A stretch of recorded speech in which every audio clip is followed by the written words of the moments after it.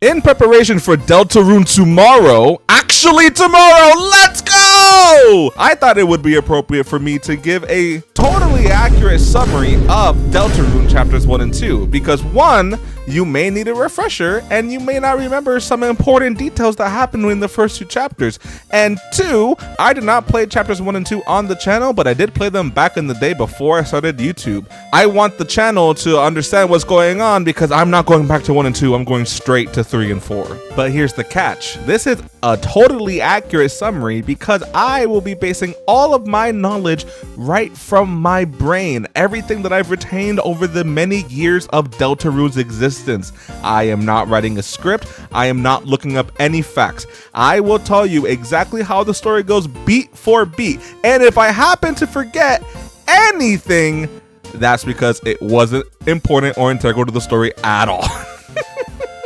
Without further ado, let us begin with the title screen. Okay, yeah, but then we get past the title screen and then we get into the character creation screen. I'm pretty sure that was the first thing. So you're in the character creation screen, and before I get too into the character creation screen, I do want to say one thing from Undertale that I believe is actually an integral part to the main story of Deltarune, and that is W.D. Gaster. In case you may not know, remember, or care about Gaster, let me give you a quick Gaster summary before I get to the Deltarune summary. So, Gaster was the royal scientist in Undertale, and he was the creator of the core that was in the hot area, whatever, Lava Land or whatever it was called. And Gaster fell in. Oh no, Gaster, quote unquote, died, but he really didn't. His soul or whatever freaking dissipated into like a bajillion universes, and there's like these Gaster followers that are like, oh, Gaster's watching you, oh, Gaster's here, Gaster's there. And like if you have a certain RNG element within your run of Undertale, you can actually see Gaster, and he has his like weird creepy sound that comes with it.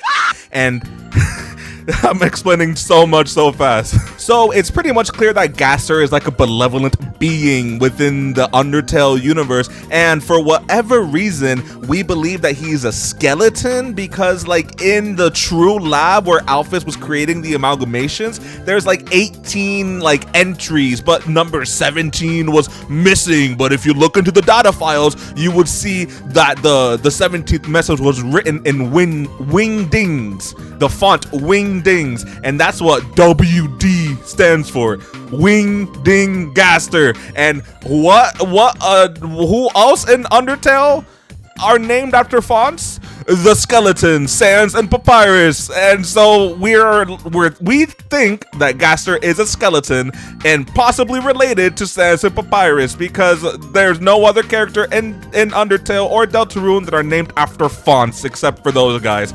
So yeah, Gaster seems to be everywhere, and I think he's in Undertale because if you go back to that character selection screen from Deltarune, if you go back to that character selection screen in Deltarune, then you type in Gaster, the game crashes.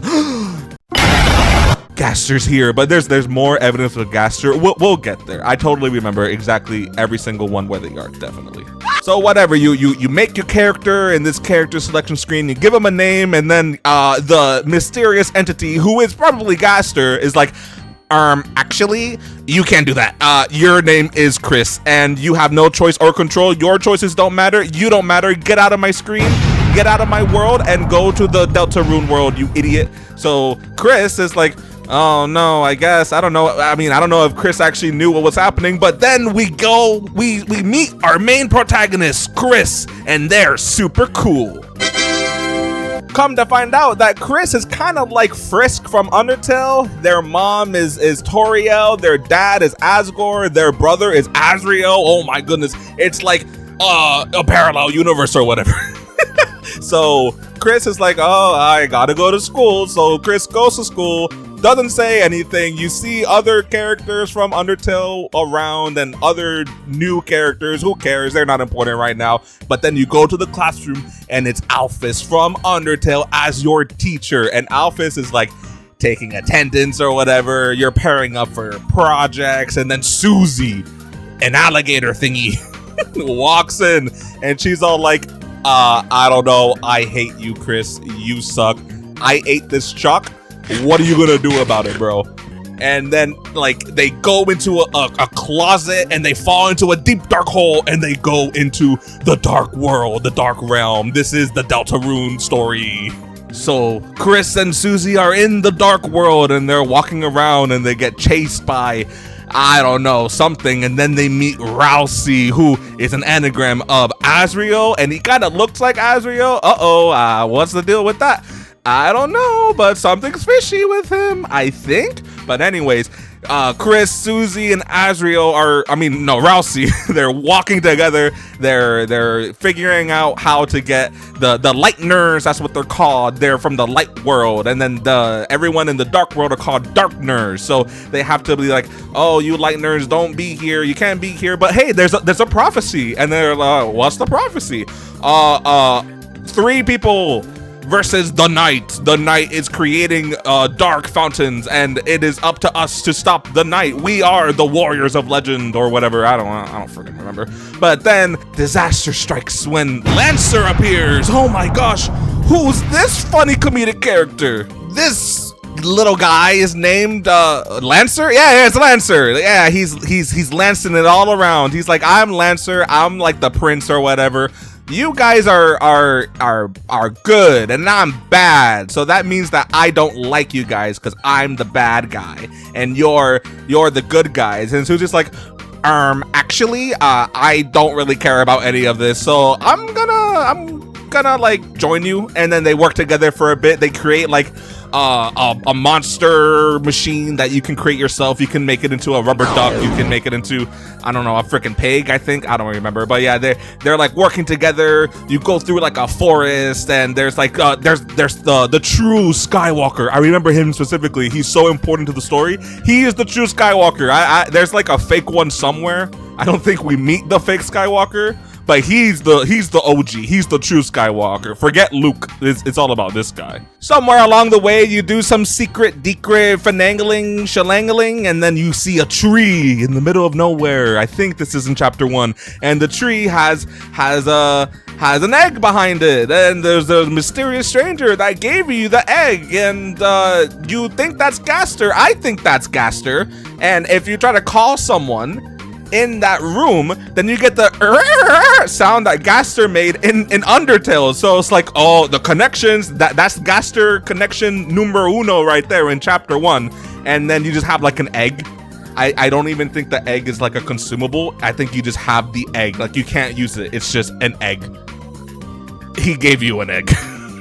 And then somewhere along the way, you meet Sham. He's like a cute little purple cat plushie, and he's so cute, and he tells you lore. He's so old, and he mentions about a crazy, weird clown jester guy. Ooh, I wonder who that could be. But anyways, you continue on forward, and Susie and Lancer are like working together to stop you. But then like Lancer does something, Susie does something, I don't know. Then like Lancer kind of like betrays Susie and the gang, and they're trapped in Card Castle. Oh my gosh, it's the castle. And Lancer's like, I'm trapping you here, and my dad is gonna beat you up because he's the king of the castle. He's like the king card or whatever. I don't know, whatever.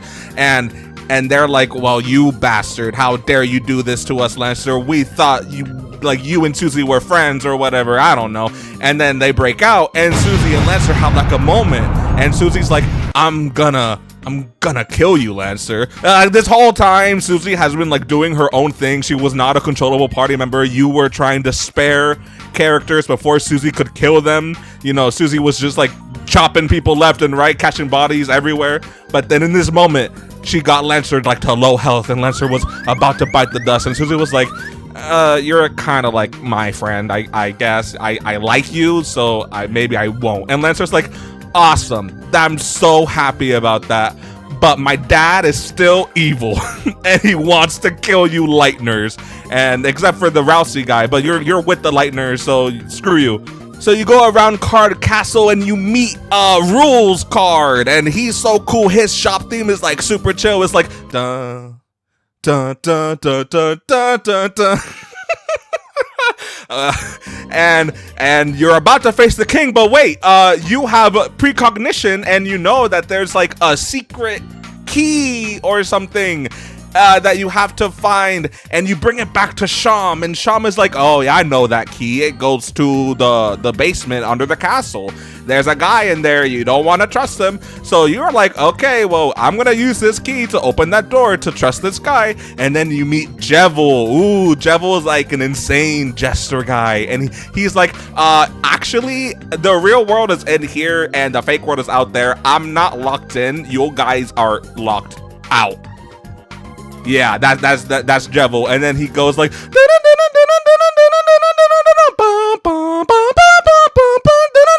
like, he's so cool. The boss was actually really fun. And then like you can choose to spare or kill him, and I guess you get a different item depending on which you do. But Jevil is like, you guys are dumb, and there's a prophecy or something. I don't know, the Dark Knight, Gaster or something or other. Yeah, I'm a weirdo, and there's gonna probably be like one of me in every chapter. So not me specifically, but like one weirdo. You'll see when you meet Spamton. Uh-oh, spoilers. Anyways, bye. And then he disappears or something. I don't know. He kicks you out. I don't remember what happened. So with the secret boss out the way, then you finally come face to face with the King Dice. I don't know. He's a card. No, he's a card. He's like King Card. Yeah, King Card. And he's like, you dare put my son against me or something or other, you gosh darn diddly dang it, I'm gonna freaking kill you. And then he tries to freaking kill you, and this boss fight was actually pretty fun if I remember correctly, which I do actually. I do remember everything perfectly. And everything looks so bleak and dire before Lancer comes in, and he's like, I'm lancing it. And just absolutely destroys his dad, but doesn't kill him. But he's like, I'm the dad now. I'm the dad now, father. So you're gonna be trapped in this like cell or whatever, and I'm now the king of the castle. And Lancer's good. Susie gets like a change of heart. She's like, you know what, Chris, you're not that bad. You're actually pretty chill. You want to go back tomorrow? Oh yeah, they escape. They escape somehow. Oh, they go through the dark fountain or something. They go back to the real world. They were in like a supply closet the whole time. But if you look closely in the design of the supply closet, you would see cards all around. You would see a little plushy version of Sham, the purple cat guy, the shopkeeper. So it's like implied like the dark world was created and use like the elements within the room as the basis of the world. I think I'm pretty sure that's how it goes. So yeah, that you're in the real world and you finally escaped. You get to walk around the town, the hometown once again. You get to see even more characters, including Sans. He goes and then you're like, okay, Sans. But he kind of remembers you, because remember, Sans is he's kind of like, you know, omnipotent as well. He has knowledge of timelines and saves and all that stuff, determination and all that good stuff. So like he I think like he knows. And Papyrus is there too, but he's like a kid. He's like a little baby or like a little like toddler or something. I don't know, but I'm sure we'll meet Papyrus hopefully soon. But then you go home and you're like, all right, time to wind down after a long day. Oh, actually, but before you go home, I think you can actually meet your good old dad, you know, Asgore, and they're like separated. I forgot to mention that. It's kind of like Undertale where they're not together. They're separated. And if you got the Gaster egg, you can put it in the fridge, I think. It doesn't do anything, if I remember correctly. And also, if you go down to like the very bottom of hometown, there's like a secret like world. Oh, I don't know. It's like a door, and you can hear like maybe like a code or Morse code. I don't know. There's something weird with it. I'm sure it's going to be heavily important to the story one way or another.